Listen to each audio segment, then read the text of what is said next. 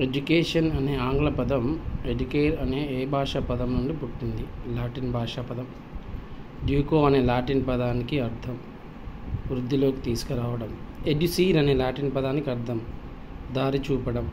ఆరోగ్యవంతమైన శరీరం, ఆరోగ్యవంతమైన మనస్సు సృష్టించడమే విద్య అని నిర్వచించిన తత్వవేత్త అరిస్టాటిల్. సంపూర్ణ మానవ వికాసమే విద్య అని నిర్వచించిన శాస్త్రవేత్త కుమినియస్. మనిషి స్వావలంబకుడిగా, నిస్వార్థపరుడిగా తయారు చేసేది విద్య అని నిర్వచించింది ఋగ్వేదం.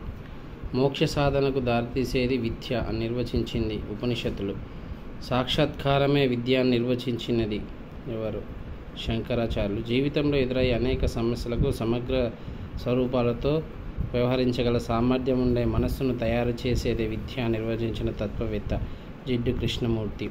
మనిషిలో అత్యున్నత శారీరక, మానసిక, ఆధ్యాత్మిక శక్తులను బహిర్గతం చేయడమే విద్య అని నిర్వచించిన వారు మహాత్మా గాంధీ.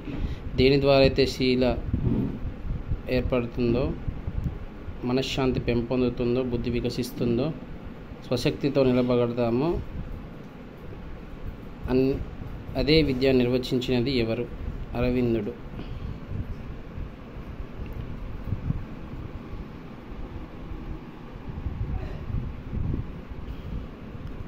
తప్పును తరిమి సత్యాన్ని అన్వేషించడమే విద్య నిర్వచించింది ఎవరు? సోక్రటీస్. విద్య అంటే జీవించడానికి తయారు చేయడం కాదు, జీవితమే విద్య అని నిర్వచించింది జాన్ డూయి.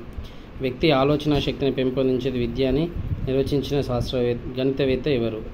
Rene Descartes. మానవుడు నిర్మలంగా ఉండడానికి మార్గం చూపేది విద్య అని నిర్వచించింది ఫ్రోబెల్. మానవుడి అంతర్గత శక్తుల సహజమైన సామరస్యమైన ప్రగతి, సంపూర్ణమైన అభివృద్ధి విద్య నిర్వచించిన వారు పెస్టాలజీ. నైతిక విలువలు, ఆదర్శాలు గల సత్ప్రవర్తనను వృద్ధి చేసే విద్య అని నిర్వచించిన తత్వవేత్త హెర్బర్ట్. మనస్సును నియంత్రించడమే విద్య నిర్వచించిన తత్వవేత్త ఎమర్సన్.